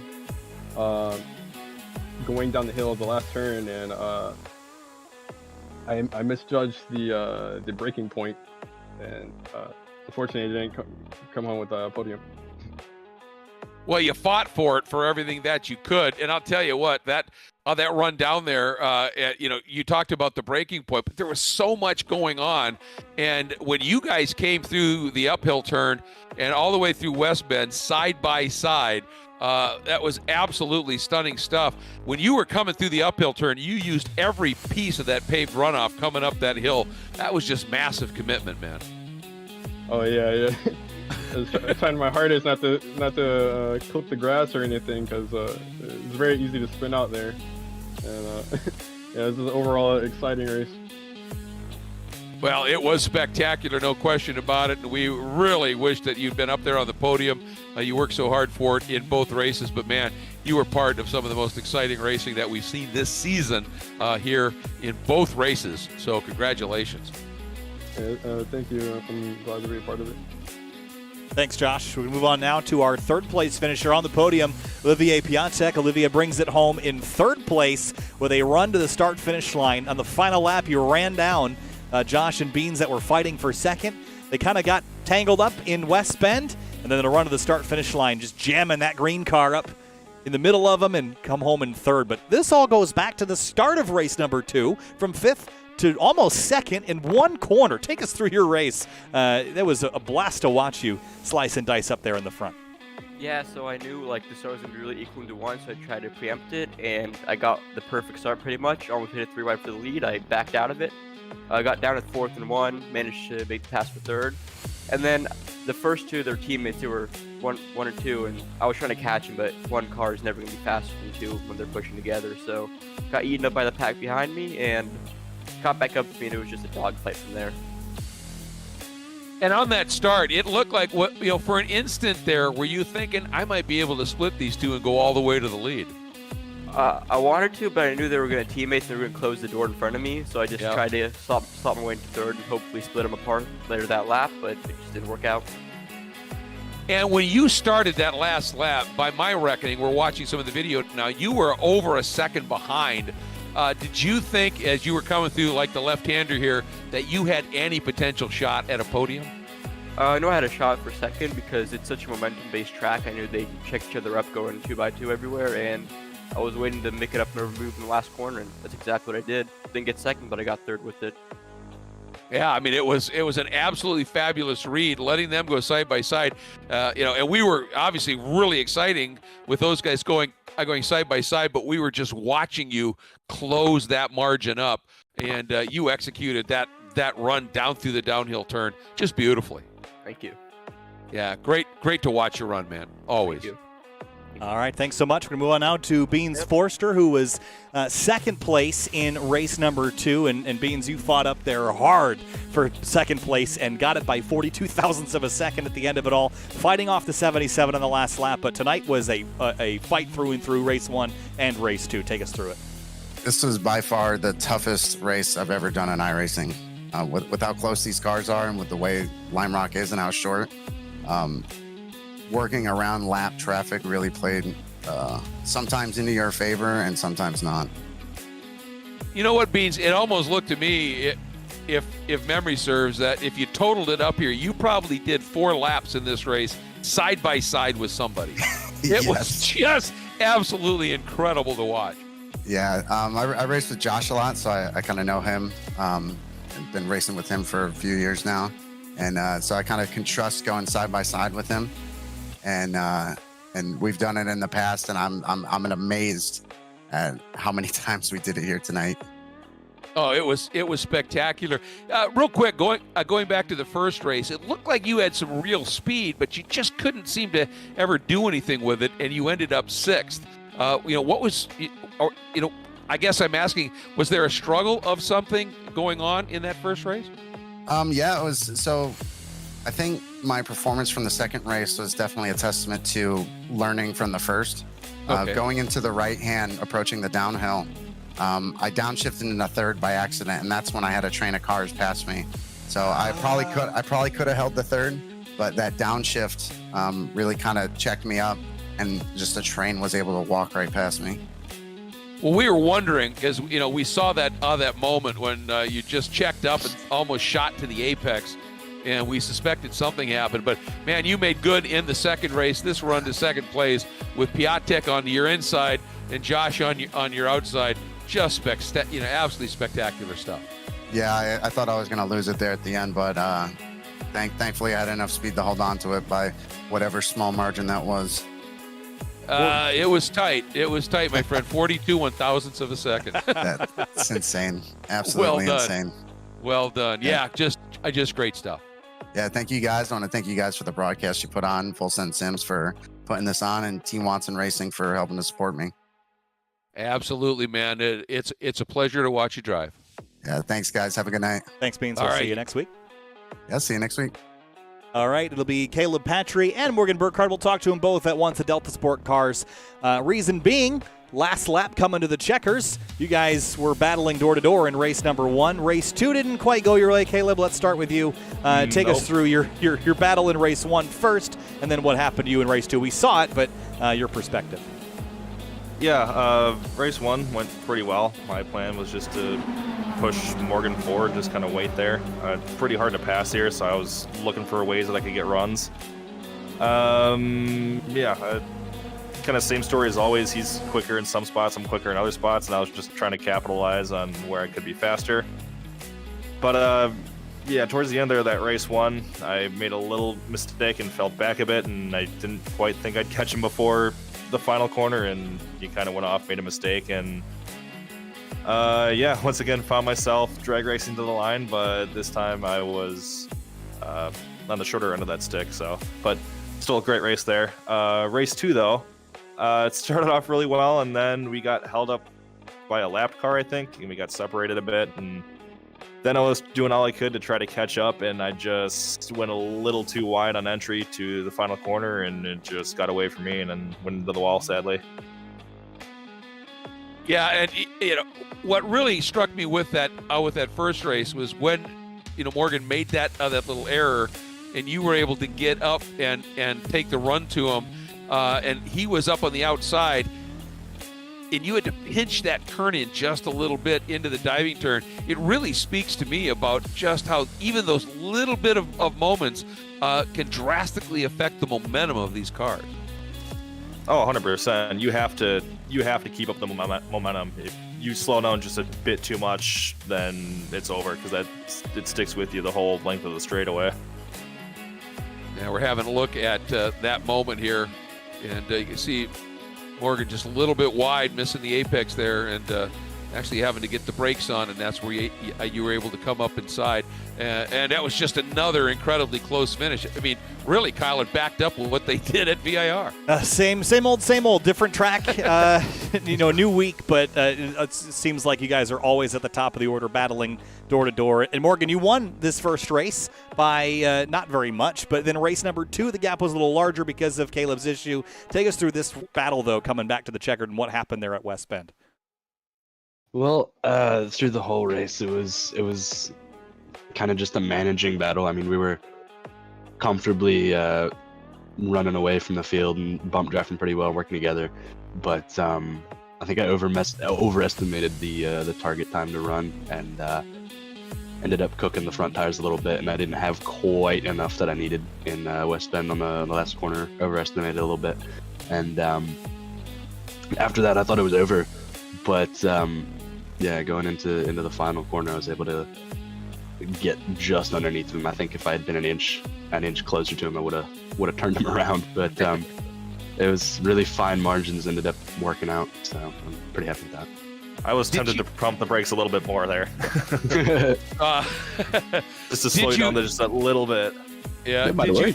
Did you sense that when you got into the diving turn on that last lap with Caleb pinched a little bit to the inside, that you might be able to do something over-under on the exit? Yeah, that was the plan at a West Bend, because he was not quite far enough over that he could come back to the left. So it was kind of just lift a little, give a little bit of a trail on the brakes just to get that rotation, not pinch the exit too much, and get flat out and carry as much speed as I could through it, because I knew he was going to have to pinch it off a bunch. And yeah, I mean, like you said earlier, the goal is to use the least amount of steering input that you can to carry as much speed as possible. And you use like 10, 15 degrees extra, that can happen. You'll lose 2 or 3 tenths in a corner. So it's a big juggle, and I think I got pretty lucky with that. Yeah, the margins are just so close, and especially at a track like Lime Rock, where momentum is everything. And one thing I got to congratulate you guys on: when you guys are out front working as a team, I'm sure it's frustrating for everybody that's third and back, but you guys just have this team aspect dialed. It is just fun to watch. Well, thank you. I appreciate that. Absolutely. Yeah, and Morgan, get some rest, man. I will do my best. Thanks, guys. We'll see you next week at Watkins Glen. See you. Sounds good. Yeah, Morgan not feeling too well and still able to drive like that, Kyle. That's impressive. Yeah, it really is, Greg. And what a fantastic night of racing again. Lime Rock Park, we knew it was going to be good, Greg. You put 30 cars, any kind of car, I don't care what it is, big go-karts, shopping carts, GT1s, or MX-5s, but put them here at Lime Rock Park, you're going to get a good race. And we saw that tonight. 2 excellent finishes. Morgan Burkhardt, though, sweeping it again, adding to the points tallies. But again, these were the points coming into the night. Forster had a pretty exceptional race 2. Patry is going to drop down the order because of that race 2 result. Rice-Budo had some trouble in race 2, but rebounded for 8th. Rowan Gill got up inside the top 5. So we're going to see this shift and shuffle a little bit as we head into our season finale round at Watkins Glen International next week. My home track, Greg, I cannot wait. Well, and it's a spectacular venue, obviously. For many, it remains the spiritual home of the U.S. Grand Prix, even though it hasn't run there in years. And it is something special. Amazing grip, wide, flowing, parts of the track where other cars have to really bleed off some speed. These guys are just going to sail through. It is going to be something really, really special to watch. And we hope everybody tunes in for the season finale of Season 1 of Spec Miata for the Full Send Sims esports iRacing series. And we're really looking forward to it. Again, a huge thank you to Full Send Sims. Court Schmidt, hope your delivery to Wisconsin went well. You missed a good one, but I know you'll enjoy watching it back. And, of course, to our associate presenting sponsors, 3P Logistics, Final Turn Motorsports, for their wonderful support. And, as always, a huge thank you to you, Kyle Heyer. Thanks so much. Looking forward to going to Watkins Glen next week to wrap up Season 1. We appreciate everybody tuning in, and until next Thursday, take care.